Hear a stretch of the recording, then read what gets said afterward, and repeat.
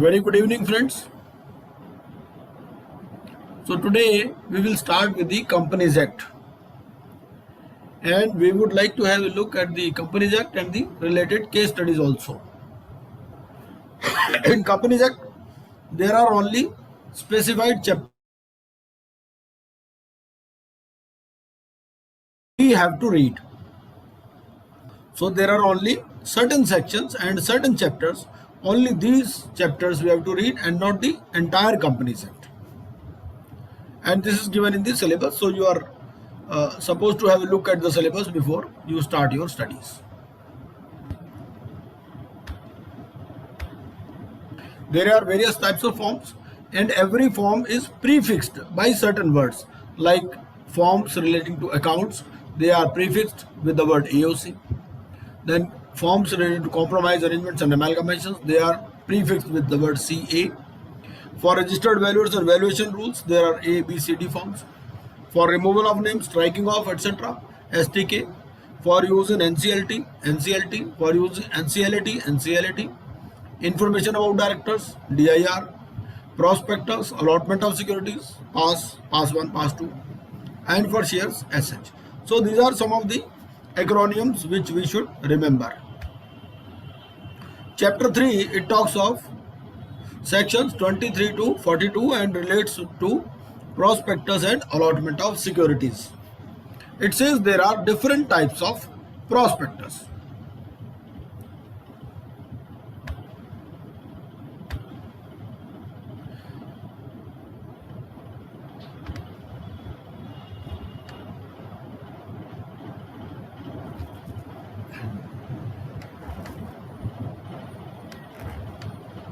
Like there is red herring prospectus, shelf prospectus, abridged prospectus, and deemed prospectus. Some other terms used in this allotment, etc., as IPO. IPO is initial public offer. Then FPO, follow-on public offer. So this is a process by which a company already listed on a stock exchange issues new shares to the investors or the existing shareholders, usually the promoters. FPO is used by companies to diversify their equity base. Then there is a term statement in lieu of prospectus, offer for sale of securities. Let us first read the definition of prospectus. So prospectus, as defined under section 2 subsection 70, is any document which is described or issued as a prospectus. So the document as such might not even be named as prospectus, but if it is issued or it is described as a prospectus, then it is a prospectus. It could be any document. This also includes any notice, circular, advertisement, or any other document acting as an invitation to offer from the public. And such an invitation to offer should be for the purchase of any securities of a corporate body. Shelf prospectus and red herring prospectus, they are also considered as a prospectus. What are the essential conditions for any document to be deemed as a prospectus? The document should invite the public for subscription of shares, debentures, deposits, or such other instruments. So, in common parlance, we understand prospectus as any document which is inviting subscription for shares, but it could be subscription of debentures, deposits, or such other instruments also. And the invitation should be made by the company or on behalf of the company. If the invitation is not made by the company or on behalf of the company, then it is not a prospectus. There is a new concept of private placement. So this is a new concept in place of statement in lieu of prospectus. Section 42, it talks about it. A private placement shall be made only to a select group of persons who have been identified by the board. The name itself suggests private placement. So it is made to only a select group of persons. And these persons, they are known as identified persons. And their number will not exceed 50 or such higher number as may be prescribed, excluding the qualified institutional buyers as per SEBI issue of capital and disclosure requirements. These qualified institutional buyers are normally the mutual funds or financial institutions. We will read in detail about it. SEBI, issue of capital and disclosure requirement regulations. And employees of the company being offered securities under scheme of employee stock option ESOP in terms of provisions of clause B of subsection 1 of section 62 in a financial year, subject to such conditions as may be prescribed. So 50 plus qualified institutional buyers plus employees. And private placement offer and application to identified persons whose names and addresses are recorded by the company. So these cannot be made to general public. This private placement offer and application can be made to only identified persons, and their names and addresses must be recorded by the company. This private placement offer and application shall not carry any right of renunciation. It means that the persons to whom the offer is made, they cannot renounce it in favor of any other person, and they have to exercise the option themselves, because otherwise it will be deemed to be a public offer. And offer to allot or invite subscription or allots or enters into an agreement to allot securities to more than the prescribed number of persons, whether the payment for the securities has been received or not, or whether the company intends to list securities or not on any recognized stock exchange, the same shall be deemed to be an offer to the public. Okay? So, if there is an offer or an invitation for subscription or allotment or any agreement to more than the prescribed number of persons. What is the prescribed number of persons? 50 plus qualified institutional buyers plus employees for whom stock option is being issued. Even if payment has not been received, even if the company intends to list its securities or not, then it will be deemed to be a public offer. So private placement is a specific concept applicable only to identified persons, which cannot normally exceed 50 plus qualified institutional buyers plus employee stock option scheme. And every identified person, now we are talking of private placement only. Every identified person willing to subscribe to the private placement, he will apply in the private placement and application issued to such person along with subscription money paid either by check or demand draft. So you cannot accept money in cash in case of private placement. It has to be through banking channel only. And no fresh offer or invitation shall be made unless the allotments with respect to any offer or invitation made earlier have been completed, or that offer or invitation has been withdrawn or abandoned by the company. So let the first offer be complete first, and this offer is considered year wise. We saw that 50 is in a particular year.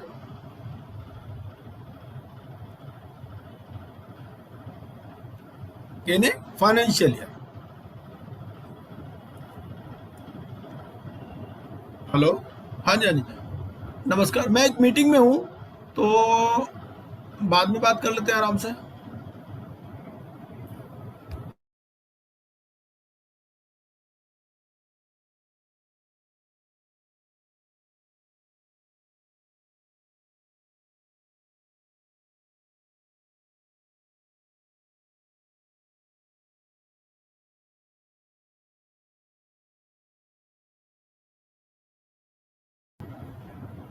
हाँ जी, तो ठीक है जी.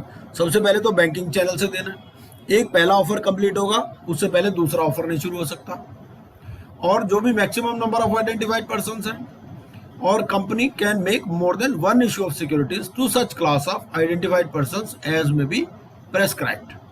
ठीक है जी. Maximum number में, maximum number तो जैसे मान लो एक बार 20 को कर दिया, फिर 30 को कर सकते हो. ठीक है. And allotment within 60 days from the date of receipt of the application money for such securities.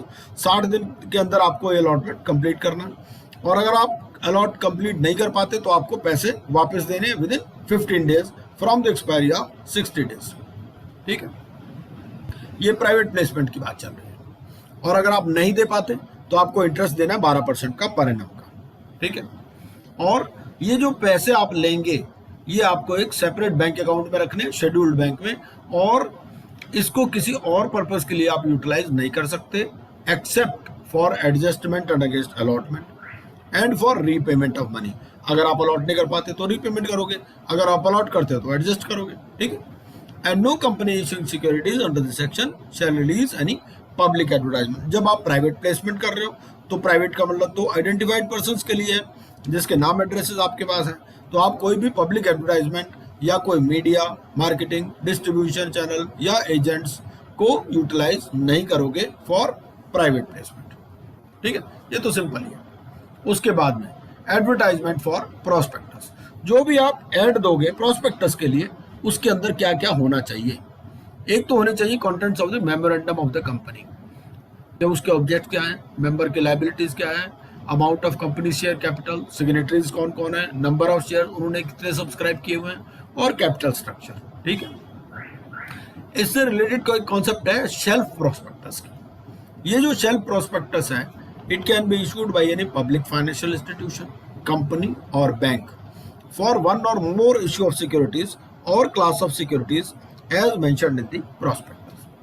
तो अब जब आपने एक बार ये शेल्फ प्रोस्पेक्टस इशू कर दिया तो आपके लिए हर ऑफरिंग पे सेपरेट प्रोस्पेक्टस इशू करना जरूरी नहीं है, ये 1 साल के लिए वैलिड होता है। He can offer or sell securities without issuing any further prospectus. Validity period इसका 1 ईयर होता है शेल्फ प्रोस्पेक्टस का। और ये पीरियड कहाँ से शुरू होता है, ये इंपॉर्टेंट चीज है, इस पे सवाल पूछ लेते हैं। This period commences from the opening date of the first offer of the securities, ठीक है। For any second or further offer no separate prospectus is required, ठीक है। और जब आप शेल्फ प्रोस्पेक्टस फाइल करते हो तो उसके साथ में आपको इंफॉर्मेशन मेमोरेंडम फाइल करना है, ठीक है। और कौन कौन सी कंपनीज जो है वो शेल्फ प्रोस्पेक्टस इशू कर सकती हैं, पब्लिक फाइनेंशियल इंस्टीट्यूशंस जैसे LIC है, IDFCI है, ICICI है, IFCI है, IDBI है, ठीक है। पब्लिक सेक्टर बैंक्स कर सकते हैं, NBFCs कर सकती हैं, लिस्टेड कंपनीज कर सकती हैं, ठीक।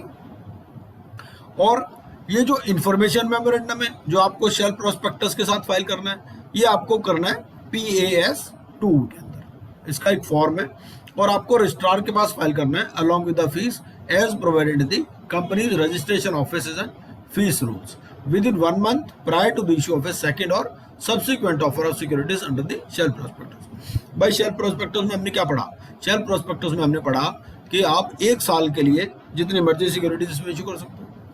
तो जब आप पहली बार शेल्फ प्रोस्पेक्टस फाइल करोगे उसके साथ में आपको PAS फॉर्म फाइल करना है, ठीक है। कब करना है, within 1 month prior to the issue of a second और सब्सिक्वेंट ऑफर। ये इंफॉर्मेशन मेमोरेंडम, सबसे पहले आपने शेल्फ प्रोस्पेक्टस फाइल कर दिया, ठीक है। शेल्फ प्रोस्पेक्टस फाइल करने के 1 महीने के अंदर जब आप सेकेंड या सब्सिक्वेंट ऑफर इशू करोगे उससे पहले आपको PAS-2 में इंफॉर्मेशन मेमोरेंडम फाइल करना है, ठीक। अब ये जो इंफॉर्मेशन मेमोरेंडम है इसमें क्या चीज है, it should contain all the facts regarding the new charges created. भाई आपने शेल्फ प्रोस्पेक्टस एक बार फाइल कर दिया, ठीक है, उसके 1 महीने के अंदर आप इंफॉर्मेशन मेमोरेंडम फाइल कर रहे हो या सेकंड जब इशू कर रहे हो तब कर रहे हो, तो उस बीच में हो सकता है कोई नए चार्ज क्रिएट हो गए हो, ठीक है। What changes have undergone in the financial position of the company since the first offer of the security और बिटवीन द 2 ऑफर्स, ठीक है। अब ये आपको कब करना है, it should be filed with the registrar within 1 month before the issue of the second और subsequent offer made under the shelf prospectus, ठीक है। तो जब आप सेकंड इशू करना चाहते हो उसके 1 महीना पहले आपको करना है ये इशू, ठीक है, इंफॉर्मेशन मेमोरेंडम।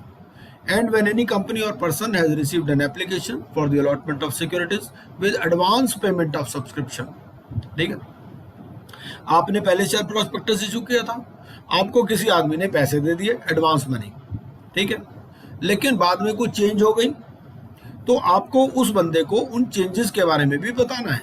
और अगर वो चाहे, उसको लगता है कि भाई ये चेंजेस जो भी कंपनी में हुई हैं, चाहे उसकी फाइनेंशियल पोजीशन में हो या कोई नए चार्ज क्रिएट हो गए हो, अगर वो अपनी एप्लीकेशन विड्रा करना चाहता है तो he can withdraw the application with in 15 days और मनी जो है उसको वापस देनी पड़ेगी, ठीक है। अब जब आपने इंफॉर्मेशन मेमोरेंडम फाइल कर दिया, ठीक है, and if any offer of securities made the memorandum along with the shelf prospectus, तो 2 चीजें होगी, एक हो गया मेमोरेंडम, एक हो गया शेल्फ प्रोस्पेक्टस, तो इन दोनों को मिला करके ही प्रोस्पेक्टस मान लिया जाता है। ठीक है, एक कॉन्सेप्ट आती है रेड हेरिंग प्रोस्पेक्टस। ये रेड हेरिंग प्रोस्पेक्टस क्या है? हमने टीवी एड में भी सुना होगा कि red herring prospectus. Red herring prospectus is the prospectus which lacks the complete particulars about the quantum or the price of the securities. इसमें नंबर ऑफ शेयर्स कितने इशू कर रहे हैं या प्राइस क्या है उसके बारे में कंप्लीट पर्टिकुलर्स नहीं होते। तो एक कंपनी में issue red herring prospectus prior to the issue of prospectus when it is proposing to make an offer of securities. तो प्रोस्पेक्टस इशू करने से पहले ये रेड हेरिंग प्रोस्पेक्टस इशू करते हैं। और complete prospectus needs to be filed with the registrar at least 3 days prior to the opening of the subscription list or the offer।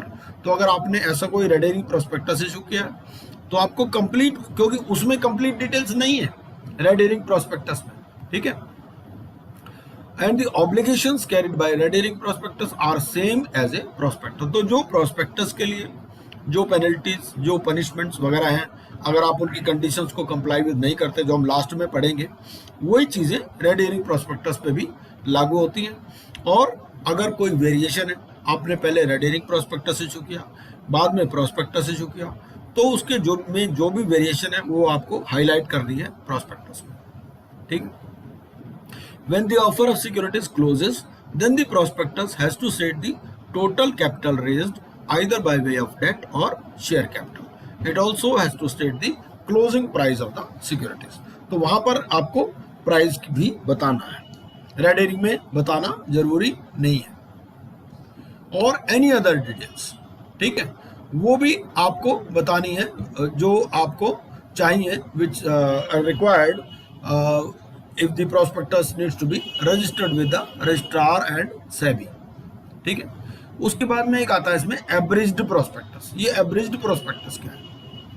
ये जो है it contains a summary of a prospectus filed before the registrar. It contains all the features of a prospectus. An abridged prospect, आपने कभी share वाले form देखे होंगे, तो form में क्या होता है, थोड़ा सा कॉलम तो पर्टिकुलर्स का होता है कि भाई आपका नाम क्या है, बैंक डिटेल्स वगैरह, कितने नंबर अप्लाई करने, और उसके बाद में कंपनी के बारे में बहुत सारी इंफॉर्मेशन लिखी होती है, ठीक है ना। तो वो जो इंफॉर्मेशन है वही अब्रिज्ड प्रोस्पेक्टस है।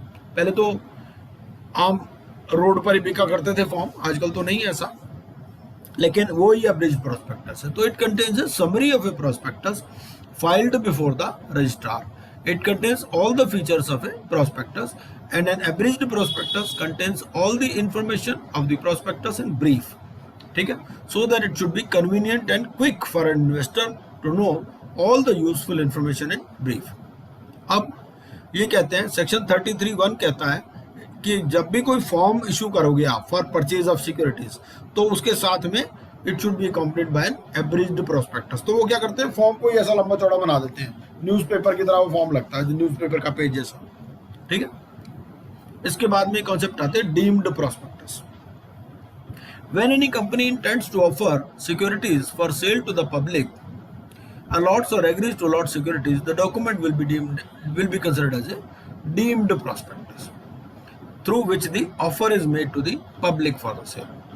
भाई आपने अपनी सिक्योरिटीज बेचनी है, पब्लिक को बेचनी है, ठीक है, तो जो भी डॉक्यूमेंट आप इशू कर रहे हो उसको डीम्ड प्रोस्पेक्टस मान लिया जाएगा, through which the offer is made to the public for sale। This document is deemed to be a prospectus of a company for all purposes, and all the provisions of contents and liabilities of a prospectus will be applied upon it। क्या होता है, कई बार ना उसका नाम prospectus नहीं देते, आप उसका नाम सर्कुलर दे दोगे, नोटिस दे दोगे, ठीक है, तो वो सबको भी प्रोस्पेक्टस ही मान लिया जाएगा, जिससे भी आप पब्लिक को ऑफर कर रहे हो सेल ऑफ सिक्योरिटीज। एक केस है इसमें SEBI versus Kunnamkulam paper mills limited. It was held by the court that where a rights issue is made to the existing shareholders with a right to renounce in favor of others, it becomes a deemed prospectus if the number of such other persons in whose favor the right is renounced exceeds 50। ठीक है, हमने private placement में क्या पढ़ा, private placement में पढ़ा कि भाई 50 लोगों तक आप ऑफर कर सकते हो, ठीक है, आइडेंटिफाइड होने चाहिए, उनके नाम एड्रेस होने चाहिए, plus qualified institutional buyers plus employees, ठीक है।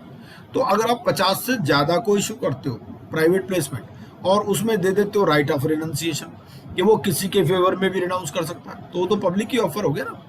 तो अब अगर कोई ऐसा राइट इश्यू करते हो आप एग्जिस्टिंग मेंबर्स को और उनको राइट दे देते हो कि भाई आप दूसरे के फेवर में भी रिनाउंस कर सकते हो, तो ये डीम्ड प्रॉस्पेक्टस हो गया। ठीक है, अगर 50 से एक्सीड करता है। अब क्या क्या आपको पॉइंट्स ध्यान में रखने जब प्रॉस्पेक्टस इशू करना है, तो for filing and issuing the prospectus of a public company it must be signed and dated. ठीक है, और सारी इंफॉर्मेशन इसके अंदर होनी चाहिए। ठीक है, name and registered address, secretary, auditor, legal adviser, bankers, trustees, date of opening and closing, statement of the board of directors about separate bank account. ठीक है, जहां पर पैसे रखोगे ये, statement of the board of directors about the details of utilisation and non utilisation of receipts of previous issue. आपने जो पुराना इशू था उसका क्या यूटिलाइज किया और क्या यूटिलाइज नहीं किया, वो भी स्टेटमेंट जाएगी इसमें। फिर कॉन्सेंट जाएगी किसकी, डायरेक्टर्स की, और जो भी बैंकर्स हैं, ऑडिटर्स हैं, उनकी। Authority for the issue and details of the resolution passed for it, procedure and time schedule for the allotment and issue of securities, capital structure of the company in the manner which may be prescribe, objectives of public offer, भाई इसका object क्या है, objective of the business and its location, particulars related to risk factors of the specific project, gestation period क्या है, आप एक power project लगा रहे हो तो भाई ये 10 साल में लगेगा। रिस्क फैक्टर्स क्या है, क्योंकि नेचुरल क्लाइमेटी से इफेक्ट हो सकता है, कोई पेंडिंग लीगल एक्शन है क्या, other important details, minimum subscription and what amount is payable on the premium, directors, उनके remuneration, extent of their interest in the company, reports for the purpose of financial information such as auditors report, report of profit loss of the 5 financial years, ये important है, business and transaction reports, statement of compliance with the provisions of the act and any other report। ये सारी information आपको prospectus के अंदर देनी है। ठीक है, अब आपको कॉपी फाइल करनी है रजिस्ट्रार के पास। तो subsection 4 of section 26 talks about it कि प्रॉस्पेक्टस कोई भी कंपनी इशू नहीं कर सकती जब तक on or before the date of publication आपको रजिस्ट्रार को एक कॉपी डिलीवर करनी है, और ये कॉपी साइन होनी चाहिए by every person whose name has been mentioned in the prospectus as a director or proposed director or the assigned attorney on his behalf। ठीक है, फिर delivery of copy of the prospectus to the registrar। तो ये section 26 subsection 6 इसकी बात करता है कि prospectus में ये लिखा जाएगा कि कॉपी हमने रजिस्ट्रार को दे दी है। ठीक है, on its face the statement should also mention the document submitted to the registrar along with the copy of the prospectus। फिर रजिस्ट्रार क्या करेगा, रजिस्टर कर लेगा उस प्रॉस्पेक्टस को, क्योंकि आपने उसको कॉपी दे दी रजिस्ट्रार को।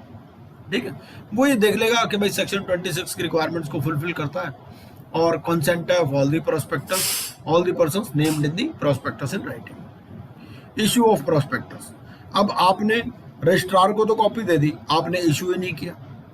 If a prospectus is not issued before 90 days from the date from which a copy was delivered, then it is considered to be invalid। ठीक है, ये क्यों इनवैलिड मान लिया जाता है, क्योंकि भाई चेंज हो जाएगी ना फाइनेंशियल पोजीशन में। तो 90 डेज के अंदर आपको ये भी नहीं कि कॉपी दे दी रजिस्ट्रार को उसके बाद चुपचाप बैठ गए, 90 दिन के अंदर आपको इशू भी करना है। 90 दिन के इशू नहीं किया, दोबारा फॉर्मेलिटीज होंगी सारी।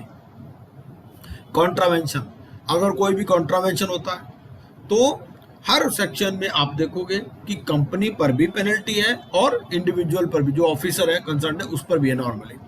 तो company and every person who is knowingly a party can be punished under section 26 subsection 9। और पनिशमेंट क्या है, फाइन होगा not less than 50,000 extending up to 3 lakhs। ठीक है, और अगर किसी को नोइंगली पता है कि कॉन्ट्रावेंशन हो रही है सेक्शन 26 की, तो 3 साल तक की सजा भी हो सकती है और फाइन भी हो सकता है more than 50,000 not exceeding 3 lakhs। तो 50,000 से 3 लाख तक का फाइन और 3 साल तक की सजा तो उस बंदे को हो जाएगी जिसको पता है कि सेक्शन 26 का कॉन्ट्रावेंशन हो रहा है। और कंपनी पर कितना है, 50,000 से 3 लाख। ठीक है, कंक्लूजन क्या है, a prospectus is basically a formal and legal document issued by a body corporate which acts for inviting offers from the public for subscription or purchase of any securities. Every public company is entitled to issue the prospectus for its shares or debentures, but the same is not required for a private company. तो private company में जरूरत नहीं है। अब मैंने एक chart बना दिया आपके सुविधा के लिए कि manner of issue of security section 23। Public company क्या क्या कर सकती है और प्राइवेट कंपनी क्या कर सकती है। IPO, FPO, offer for sale public company कर सकती है, प्राइवेट कंपनी नहीं कर सकती। प्राइवेट प्लेसमेंट दोनों कर सकते हैं, राइट्स इशू दोनों कर सकते हैं, बोनस इशू दोनों कर सकते हैं। अथॉरिटी क्या है जो इनको रेगुलेट करते हैं? सेबी है, सेंट्रल गवर्नमेंट है, ट्रिब्यूनल है और रजिस्ट्रार है। ठीक है, इस सेक्शन 24 में दिया हुआ है कि एडमिनिस्ट्रेटिव पावर किस किस के पास है। फिर इसमें क्या है कि डिफरेंट टाइप्स के प्रोस्पेक्टस क्या है। आपका जो प्रोस्पेक्टस है वो आपको ये पहले बता दिया कि 90 दिन के अंदर आपको इशू करना है। ठीक है, और नहीं करते तो क्या पेनल्टी है? 50,000 से 3 लाख। ठीक है, कंपनी के ऊपर ये और पर्सन के ऊपर 50,000 से 3 लाख या 3 साल तक की सजा। अगर वेरिएशन हो गया आपकी जो टर्म्स या ऑब्जेक्ट्स ऑफ इशू प्रोस्पेक्टस है तो उसके लिए आपको फॉर्म PS1 फाइल करना है। ठीक है, इसका रेलेवेंट रूल 7 है और उसके लिए आपको स्पेशल रेजोल्यूशन पास करनी है जनरल मीटिंग में और 2 न्यूज़पेपर्स में डिटेल्स देनी है साइटिंग रीजंस फॉर वेरिएशन और एग्जिट ऑफर देना है टू डिसेंटिंग शेयर होल्डर्स। ठीक है, and there is bar on buying shares of any other listed company. ठीक है, जो डिमेटलाइज्ड फॉर्म में इशू करना है उसके लिए क्या है? It is compulsory for public company making public offer और प्राइवेट कंपनीज के लिए ऑप्शनल है। ठीक है, and whether listed or not listed or rule does not apply to Nidhi, government company या होली ओन्ड कंपनी। ठीक है, तो जो पब्लिक कंपनी कर रही है तो वो डिमेटलाइज्ड फॉर्म में इशू करेगी, चाहे लिस्टेड हो चाहे नहीं लिस्टेड हो, लेकिन निधि गवर्नमेंट कंपनी या होली ओन्ड सब्सिडरी पर लागू नहीं होगा और ऑप्शनल है प्राइवेट लिमिटेड कंपनीज के लिए। फिर उसके अंदर क्या क्या चीजें होनी चाहिए? Mandatory contents of memorandum for advertisement for prospectus. Section 30 इसकी बात करता है। एक तो objects and liability of members, फिर amount of share capital of the company and names of the signatories to the memorandum and the number of shares subscribed for by them. ठीक है, फिर एक शेल्फ प्रोस्पेक्टस और red herring prospectus में क्या फर्क है? शेल्फ प्रोस्पेक्टस हमने मालूम है कि 1 साल की वैलिडिटी है। आपको पहले शेल्फ प्रोस्पेक्टस इशू करना है, उसके बाद में इंफॉर्मेशन मेमोरेंडम इशू करना है। ठीक है ना, PS2 में ये हमने पहले पढ़ लिया। रेड हेरिंग प्रोस्पेक्टस में क्या है? इसमें कंप्लीट पर्टिकुलर्स नहीं होते क्वांटम या प्राइस के बारे में, और ये पहले इशू किया जाता है प्रोस्पेक्टस से पहले। और इसमें यह है कि it should be filed at least 3 days prior to the opening of the subscription list and offer. ठीक है, और ऑब्लिगेशंस और वेरिएशंस रेड हेरिंग प्रोस्पेक्टस में तो ये भी it is same as applicable to prospectus और जो भी वेरिएशंस हैं वो आपको हाईलाइट करनी है प्रोस्पेक्टस में। ठीक है, ये पहले भी हम पढ़ चुके हैं। पेनल्टीज क्या है? पेनल्टीज हम पहले ही पढ़ चुके हैं कि 50,000 से 3 लाख तक की नॉर्मल पेनल्टी है। अगर कोई एप्लीकेशन है, जैसे हमने एप्लीकेशन के बारे में पढ़ा था कि एप्लीकेशन के साथ में आपको एब्रिज्ड प्रोस्पेक्टस लगाना है। ठीक है ना, तो अगर नहीं लगाते तो क्या 50,000 रुपये पेनल्टी। कोई मिस स्टेटमेंट है प्रोस्पेक्टस में, उसमें सिविल लायबिलिटी भी है और क्रिमिनल लायबिलिटी भी है। ठीक है, अगर किसी को डैमेज हो गया उस वजह से तो वो कंपेंसेट करना पड़ेगा। इम्प्रिजनमेंट हो सकती है 6 महीने से 10 साल तक की और फाइन हो सकता है 1 to 3 times of the amount involve. और fraudulently inducing persons to invest money, तो इसमें सेक्शन 447 जो पेनल्टी के सेक्शंस हैं वो लास्ट में हम पढ़ेंगे, तो उसमें एक्शन लिया जा सकता है। फिर allotment of securities. Allotment of securities में क्या है कि क्या क्या एक्शन है, क्या क्या इवेंट है और मिनिमम सब्सक्रिप्शन स्टिपुलेशंस क्या है, पेनल्टीज क्या है, ये हमने एक इसका चार्ट बना दिया। ठीक है, इसमें यह है कि जो अमाउंट सब्सक्राइब्ड है आपको मिनिमम अमाउंट देना पड़ेगा स्टेट प्रोस्पेक्टस में कि भैया इतनी तो हमें मिनिमम सब्सक्रिप्शन चाहिए, इससे कम मिलेगी तो हम वापस करेंगे पैसा। ठीक है, amount paid to and received by the company, sum payable on application कितना है, मिनिमम अमाउंट 5% से कम नहीं हो सकता। मैक्सिमम पीरियड आपका ये भी है कि ऐसा नहीं कि वो साल भर ऑफर चलता रहेगा, तो maximum time period for receiving the amount subscribed amount payable 30 days है आपका। ठीक है, और अगर आपको अंडर सब्सक्रिप्शन हो गया, जितना आपने मिनिमम सब्सक्रिप्शन के लिए लिखा था उतना नहीं मिला, तो आपको 15 दिन के अंदर पैसे वापस करने हैं। इंटरेस्ट ऑन रेट रिफंड, इसका ये रेट दिया हुआ रूल 11 में। फिर पेनल्टी है फॉर डिफॉल्ट 1,000 रुपये each day till the default continues और 1 lakh whichever is less. फिर form for return of allotment का आपको PS3 में देना है विद इन 30 days। और रेट ऑफ कमीशन कितना है? शेयर्स के केस में 5% आप दे सकते हो एजेंट्स को और 2.5% दे सकते हो in case of debentures. Or as per articles whichever is less. लेकिन ऐसे कोई एजेंट्स, कमीशन एजेंट्स आप प्राइवेट प्लेसमेंट के लिए एंगेज नहीं कर सकते। ठीक है। फिर सेक्शन 40 जाता है इंफॉर्मेशन रिगार्डिंग स्टॉक एक्सचेंज। आपने अपनी सिक्योरिटीज लिस्ट करानी है, तो आप उसमें बताओगे तो कि भाई हमने अप्लाई कर दिया है स्टॉक एक्सचेंज को, कि जिन जिन स्टॉक एक्सचेंज को हमने अप्लाई कर दिया, और सेपरेट बैंक अकाउंट रखना पड़ेगा। और पेनल्टी है इसमें कंपनी के ऊपर, अगर ऐसा आप नहीं डिस्क्लोज करते, 5 लाख से 50 लाख रुपए की, और पेनल्टी है ऑन ऑफिसर है 50,000 से 3 लाख रुपए तक, और इम्प्रिजनमेंट है 1 साल तक की या दोनों। ठीक है। फिर उसके बाद कुछ हमारे पास टाइप्स ऑफ डिपॉजिटरी रिसीट्स होती हैं, जैसे अमेरिकन डिपॉजिटरी रिसीट्स हैं, ग्लोबल डिपॉजिटरी रिसीट्स हैं, और इंडियन डिपॉजिटरी रिसीट्स हैं। ठीक है। इसमें कुछ फेमा के प्रोविजंस अप्लाई होते हैं, और आपको एक स्पेशल बोर्ड रेजोल्यूशन पास करनी है, फिर एक स्पेशल रेजोल्यूशन पास करनी है जनरल मीटिंग में। ठीक है। तो इसको आप देख लीजिएगा, उसमें खास बात नहीं। आगे देखते हैं। फिर चैप्टर 4 है हमारा share capital and debentures. Share capital and debentures में क्या है, 2 तरह की हमारी शेयर कैपिटल होती है, एक होती है इक्विटी, दूसरी होती है प्रेफरेंस। इक्विटी में विद वोटिंग राइट्स है, और विद डिफरेंशियल वोटिंग राइट्स है, एज टू डिविडेंड वोटिंग और अदरवाइज। सेक्शन 44 ये कहता है कि शेयर या डिबेंचर जो है हमारे मूवेबल प्रॉपर्टी है। सेक्शन 45 कहता है कि हर एक शेयर का डिस्टिंक्टिव नंबर होगा, 10 शेयर होंगे तो 10 नंबर होंगे, 1 से 10। ठीक है।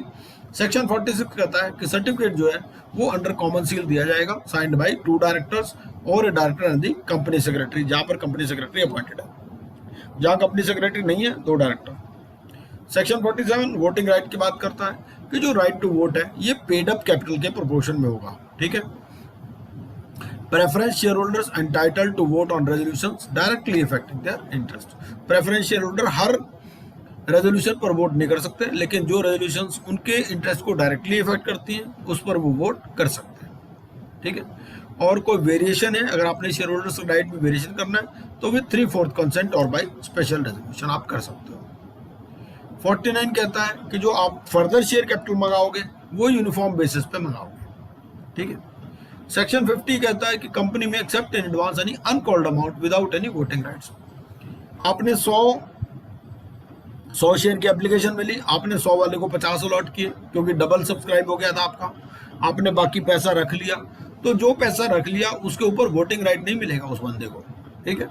ये है, लेकिन आप उस पैसे को रख सकते हो फॉर फर्दर एडजस्टमेंट। 51 कहता है कि डिविडेंड जो होगा वो भी आपका पेड अप कैपिटल, तो देखो चाहे डिविडेंड हो चाहे वोटिंग राइट हो, सारा आपका पेड अप कैपिटल के बेसिस पर है। और जो एडिशनल पेमेंट कर दी उसने, उस पर कोई वोटिंग राइट नहीं मिलेगा। ठीक है। क्योंकि वो कॉल्स इन एडवांस है आपका, वो आपका पेड अप कैपिटल में नहीं जा रहा वो।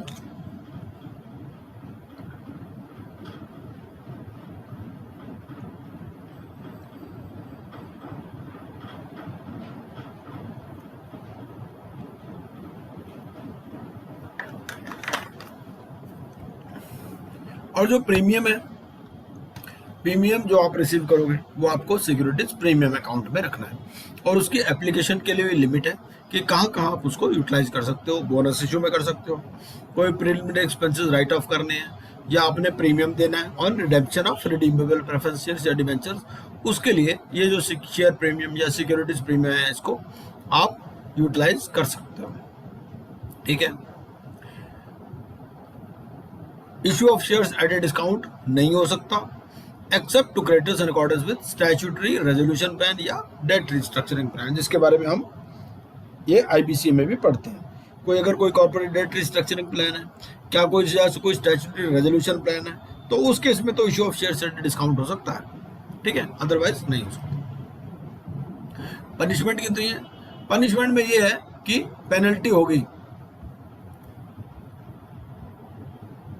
कहाँ चला गया, पेनल्टी है amount equal to amount raised or 5 lakhs whichever is less besides liability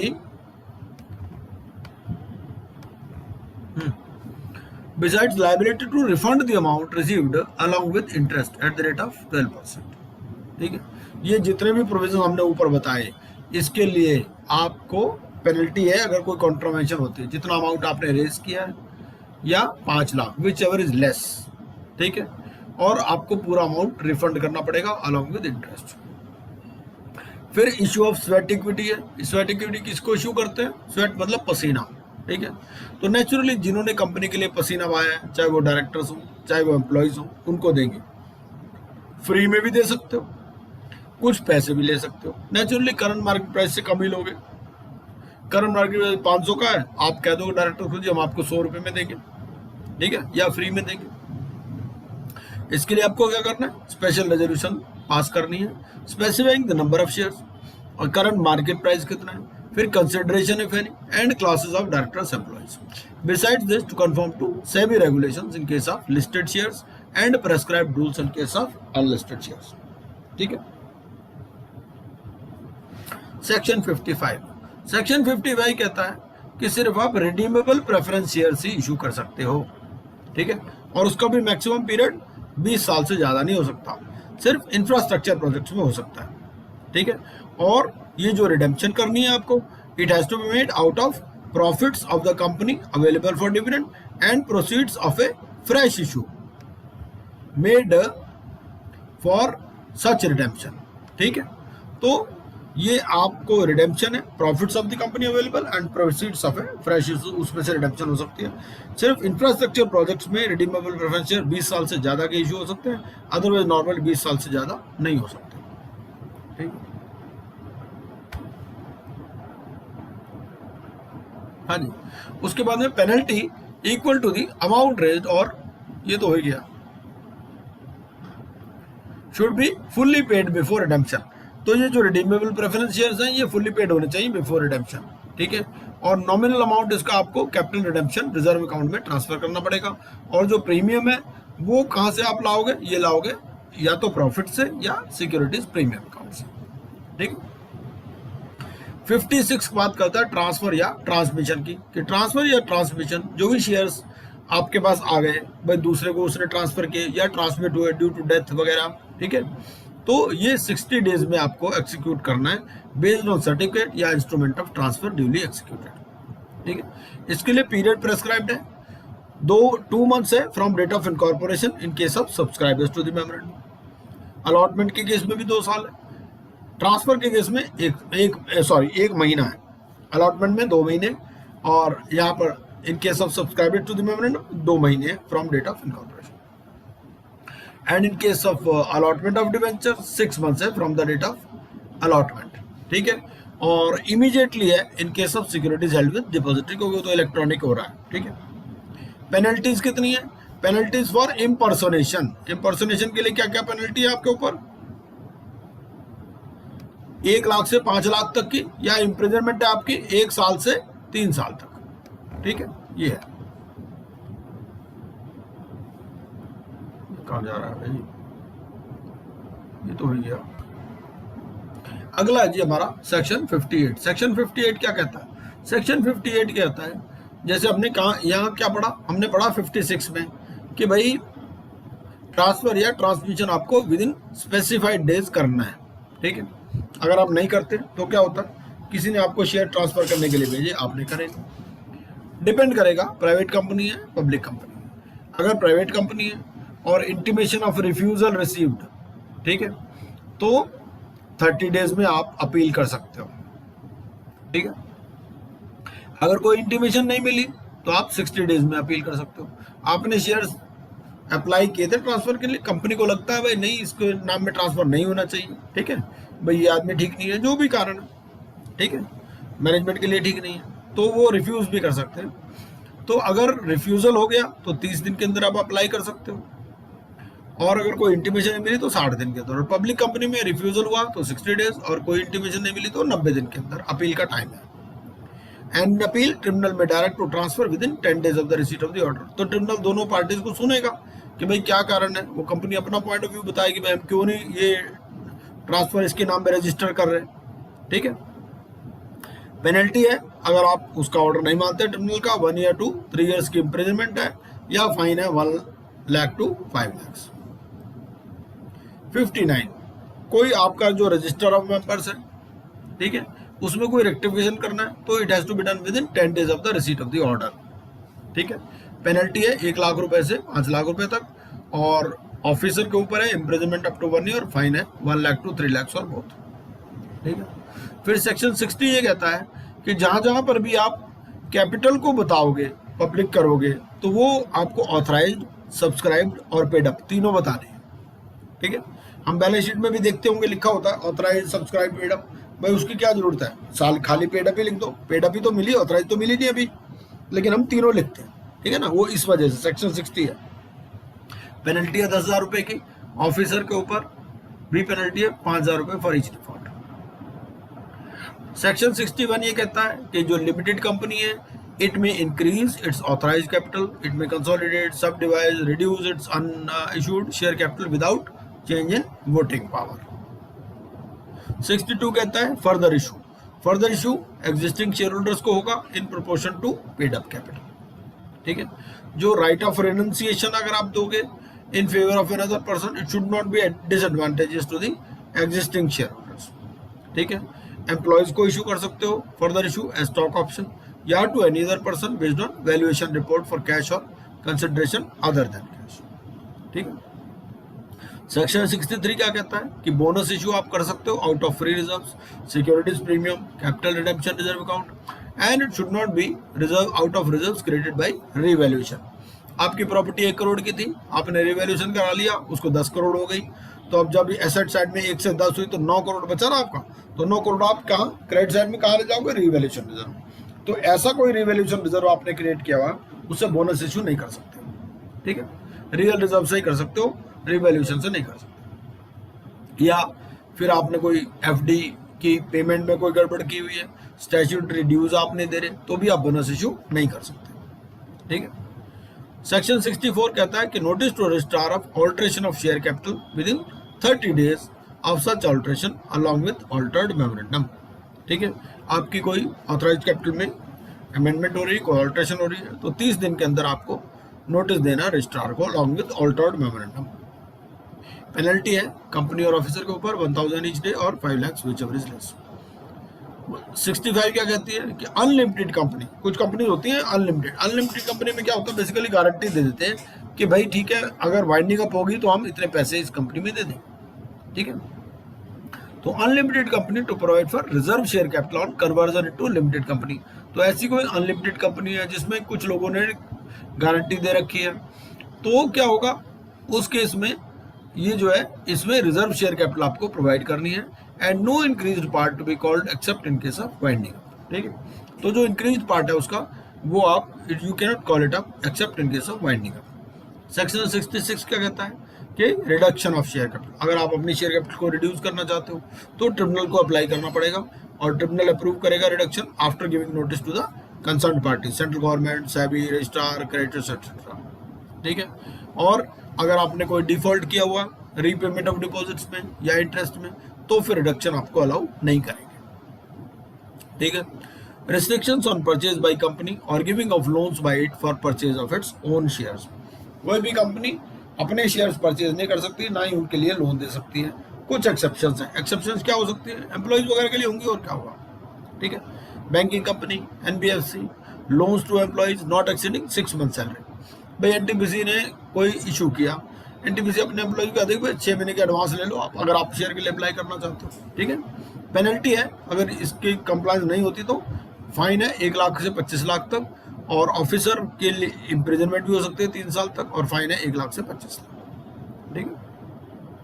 68 क्या कहता है, 68 कहता है कि power of company to purchase its own securities out of free reserves, securities premium account, proceeds of the issue. ठीक है। कोई buyback नहीं कर सकते unless it is authorised by the articles. और फिर आपको स्पेशल रेजोल्यूशन पास करनी है, 2:1 की डेट इक्विटी रेशियो करनी है, और फिर फर्दर इसमें 10% से 25% का भी क्राइटेरिया है, वो डिटेल में आप सेक्शन 68 में पढ़ सकते हैं। ठीक है।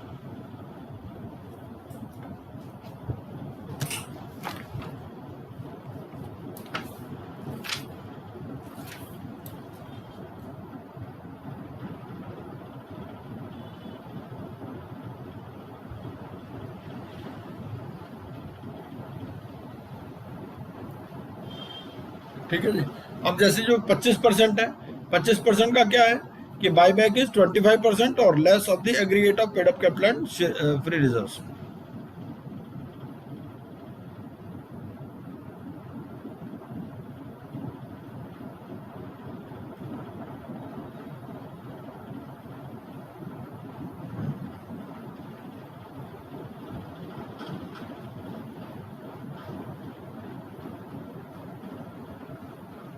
or the ratio of the aggregate of secured and unsecured debts owed by the company after buyback is not more than twice the paid up capital. ठीक है ना, तो वो डेट इक्विटी रेशियो आपका 2:1 हो गया ना.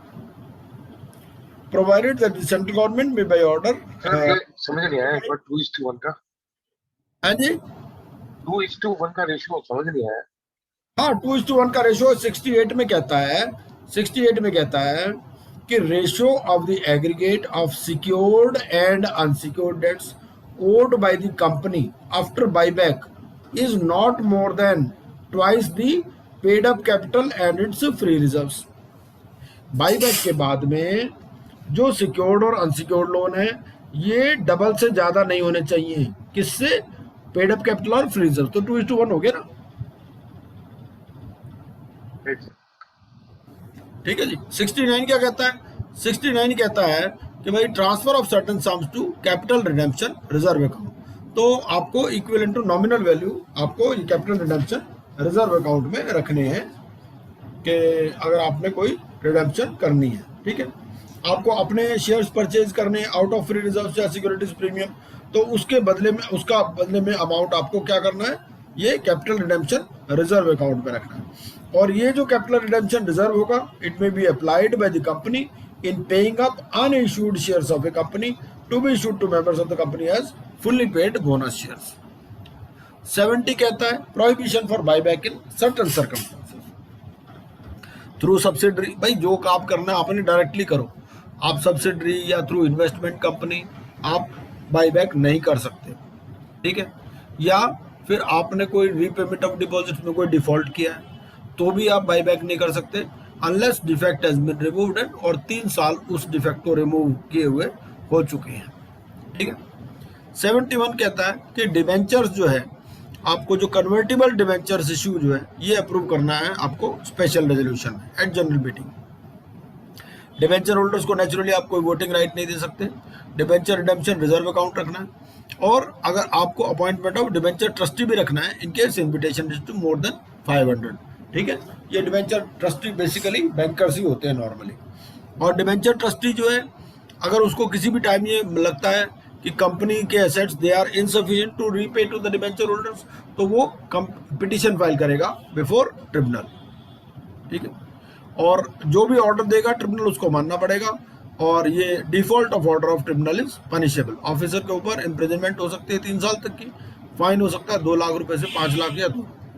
ठीक है. Power to nominate on death. Death के केस में कैसे नॉमिनेशन होगा? तो आपने नॉमिनेट किया हुआ, डेथ हो गई ओरिजिनल शेयर होल्डर की, डिपेंड करेगा सिंगल शेयर होल्डर है और या जॉइंट शेयर होल्डर. अगर सिंगल शेयर होल्डर है नॉमिनी उसने पहले से ही दे रखा है, तो अगर नॉमिनी माइनर है तो कोई भी other person till the majority of the minor. लेकिन अगर जॉइंट होल्डर है तो जॉइंट होल्डर में नॉमिनी तभी एंटाइटल्ड होगा अगर सारे जॉइंट होल्डर की डेथ हो जाए. तो जॉइंट होल्डर में पहले आप इधर मूव करेगा आपस में जॉइंट होल्डर में. जैसे ए और बी जॉइंट होल्डर है, उन्होंने नॉमिनी दे रखा है, तो पहले नॉमिनी के पास नहीं जाएगा जॉइंट होल्डर की डेथ के बाद. जॉइंट होल्डर की डेथ के बाद दूसरे जॉइंट होल्डर के पास जाएगा, उसके बाद में नॉमिनी के पास जाएगा.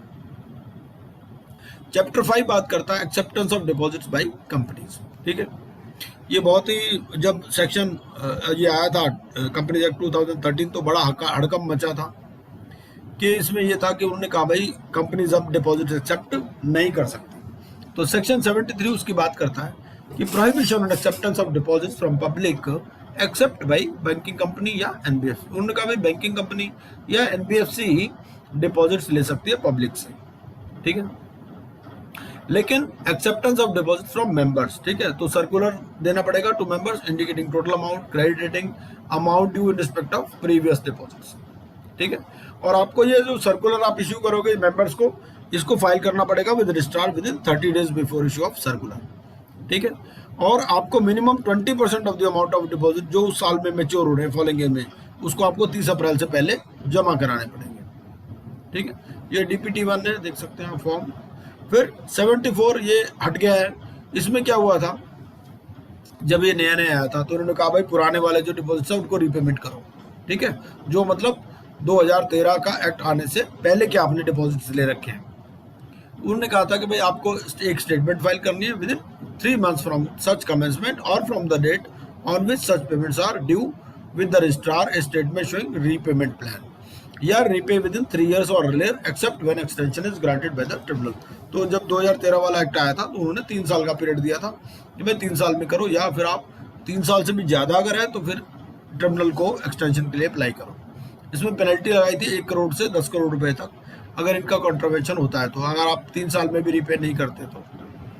ऑफिसर इम्प्रिजनमेंट हो सकती है 7 साल तक की, फाइन है 25 लाख से 2 करोड़ रुपए तक का। सेक्शन 75 भी अब नहीं है, ये पुराने वाले 74 तो सिलेबस में दिया हुआ है हमारे आईबी है जी, सिलेबस में दिया हुआ है 74। नहीं वो सिलेबस में तो है ही, ऐसा है ना भाई, कंपनीज एक्ट 2013 में आया, उन्होंने कहा जी 3 साल में वापस कर दो, 3 साल भी खत्म हो गए ना, तो इसलिए अब उसका इफेक्टिव यूज नहीं है, समझ रहे हो आप, बात ही है। हाँ, सेक्शन 75 भी कहता है कि no longer use the damages for fraud वगैरह, तो वो पीरियड एक्सपायर हो गया ना भाई। 2013 में कोई चीज कह रहा है कि जी 3 साल में करनी है आपको, तो 2016 में खत्म हो गई ना जो भी एक्सटेंडेड पीरियड था। 76 क्या कहता है कि acceptance of deposit by certain companies from public. Net worth आपके 100 करोड़ से ज़्यादा है, आपकी टर्नओवर 500 करोड़ है, तो आप डिपॉजिट्स ले सकते हो पब्लिक से। स्पेशल रेजोल्यूशन पास करनी, क्रेडिट रेटिंग लेनी है, मिनिमम एडिक्वेट सेफ्टी की होनी चाहिए फॉर एवरी ईयर, ठीक है।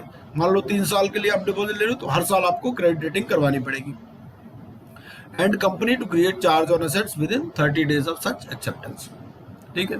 76 से फिर पनिशमेंट की बात करता है कि सेक्शन 73 या 76 का कॉन्ट्रवेंशन है तो 1 करोड़ रुपए तक फाइन है या double the deposit accepted, maximum 10 crore है।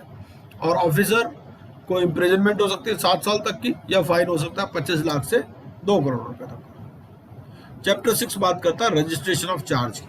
भाई चार्ज क्या होता है, कंपनी ने लोन लिया हुआ है, ठीक है, तो वो चार्ज क्रिएट करती है अपने एसेट्स के ऊपर।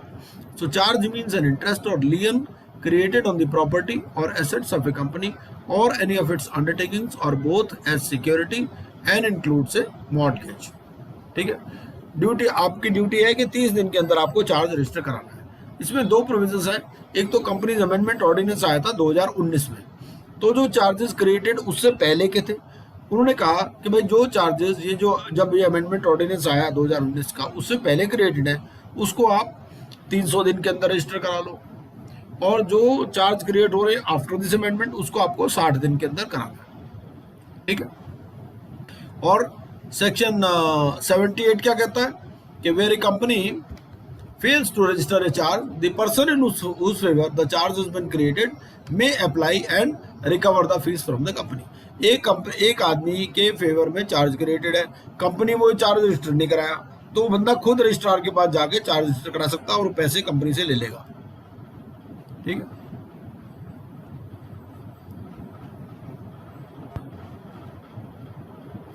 सेक्शन 80 क्या कहता है, सेक्शन 80 कहता है जी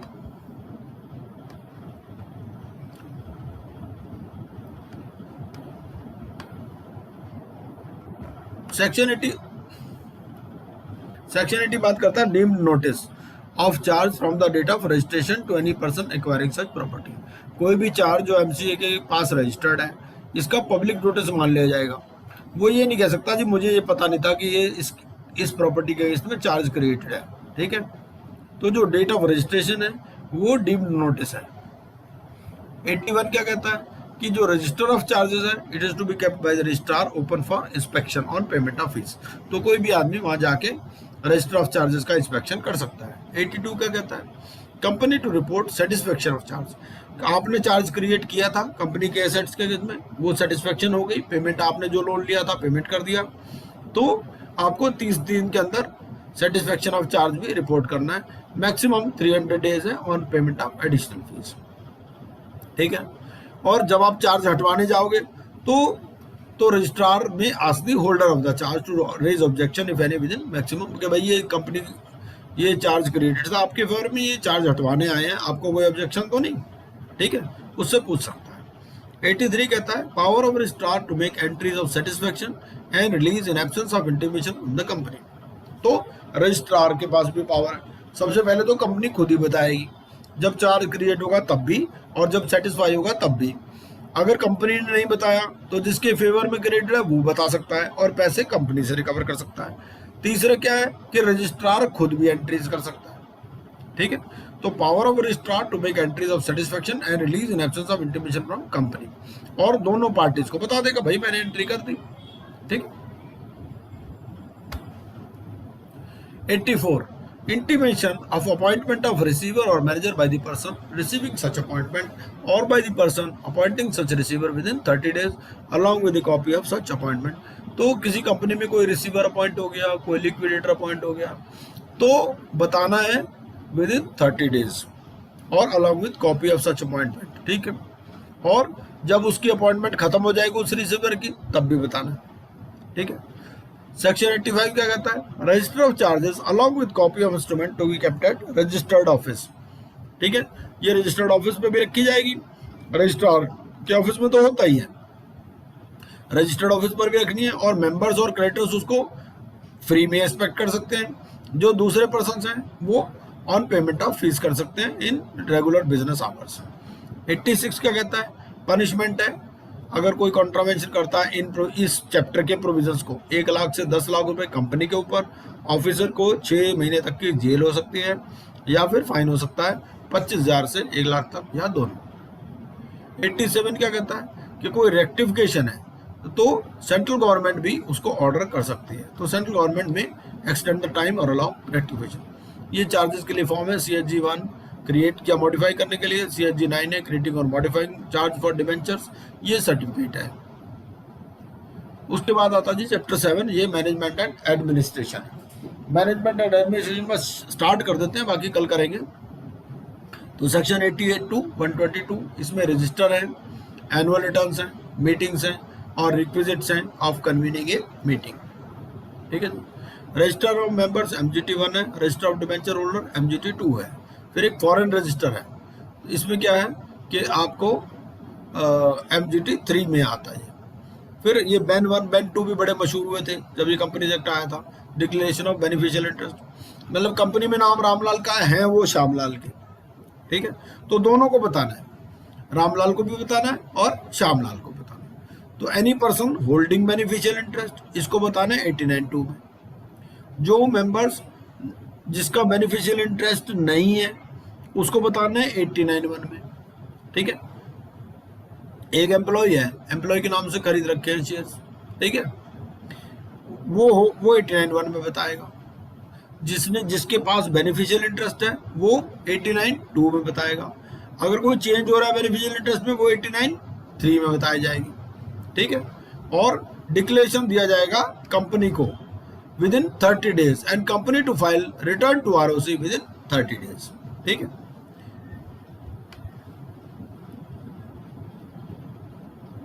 आगे देखते हैं।